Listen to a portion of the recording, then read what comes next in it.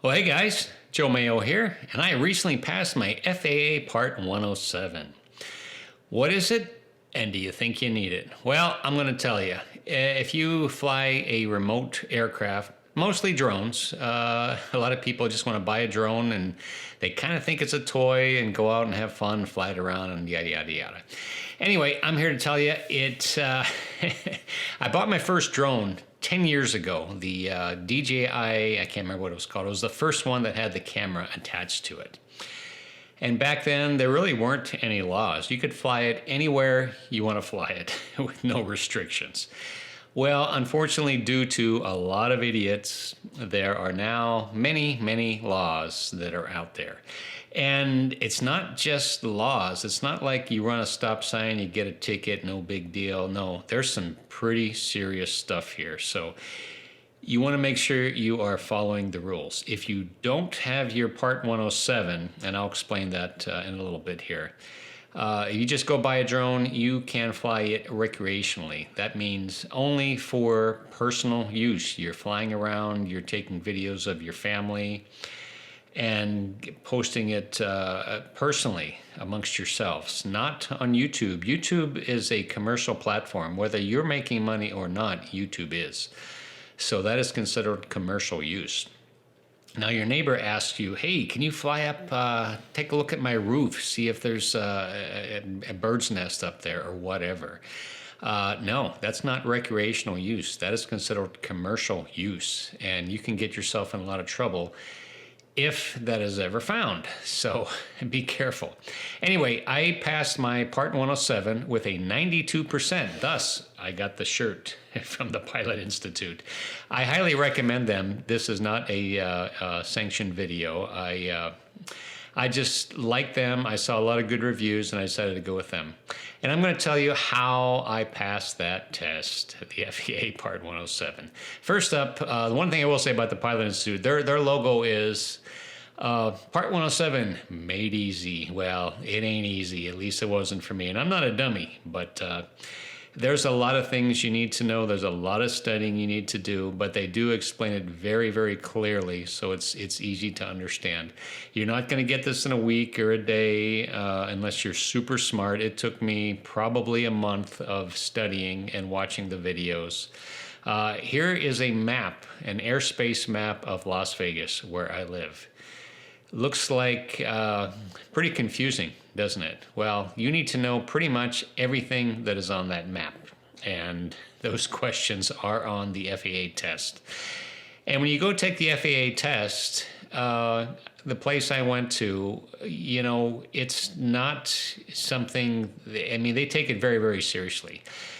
I had to put any of my personal items in a bag that was locked and sealed when I went in for my test. No phone, no watch, no car keys, nothing. They check everything to make sure you have nothing on you that you can cheat with. And when you're taking the test, you're using a computer, but while I was doing that, also there were 3 cameras, surveillance cameras, watching me. So it's serious stuff, folks. You gotta take your time. Anyway, how did I pass my FAA Part 107 with a 92%? Study, study, study. I'll tell you, I'm the first to tell you, I am the guy who will go out there and I will try to find the easiest shortcut way to take care of something. I don't like wasting my time on anything. I like to do it fast, get it done, and get over with. You're not going to do that with this. You really have to study and learn, because when you go for this test, there are random questions, but there is also, in example, 4 answers to a potential question. 2 of them are actually correct, and you still have to answer the one that the FAA think is more likely to be the most correct. So there's a lot of thinking involved. So there are no shortcuts. You have to study and you have to know what's going on. Now, what is the advantage of getting your FAA Part 107? Well, there's a lot of things. It opens up a lot of doors for you. And also, not only that, but the knowledge. And having a drone is an incredible liability. It is almost like having a gun. And I'm going to pull up my computer here and show you a few things. of liability. When I say liability, here's an example of a YouTuber that was fined $182,000 from the FAA. I mean, that's serious stuff. It's not like a $500 fine or a $100 fine like a speeding ticket. And, oh, here's another thing. You have to register your drone. One of the sales pitches of a lot of places are, if it's under 250 grams, you don't have to register. That is true if you're using it for recreational purposes. If you plan on using a small, under 250 gram drone for any sort of commercial use, meaning real estate, YouTube, whatever, you do have to register it. And here's the deal. Failure to register an unmanned aircraft that is required to be registered may result in regulatory and criminal penalties. The FAA may assess civil penalties up to $27,500. Criminal penalties, including fines up to $250,000 and or imprisonment up to 3 years. This is serious stuff, folks. They don't kid around. The FAA doesn't screw around. Here's another one. Realtors are liable for $11,000 in FAA fines for hiring unlicensed drone pilots. And that's just them. You will also receive a fine if you are doing that. Here's another thing, and I live here in Las Vegas. A California man is fined $20,000 for drone footage over the Las Vegas Strip. The Las Vegas Strip is a no-fly zone. It is also very close to the airport, the McCarran Airport here in Las Vegas, so you don't want to get involved with that. Here's another one, a drone operator to be fined up to a possible $100,000.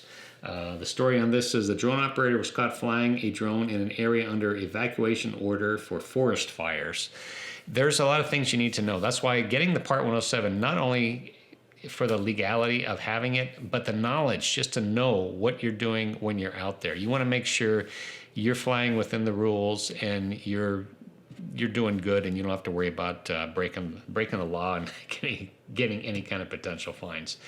And last on my list here, this is nutty. Back in November, the F1 race was held here in Las Vegas. Not only is the Las Vegas Strip a no-fly zone, there were also restrictions from the FAA due to that.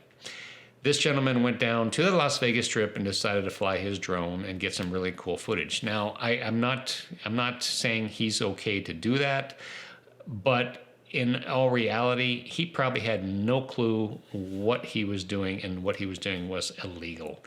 That, again, that's why you want to get your Part 107 and know the laws, know the rules, and be safe and be in compliance.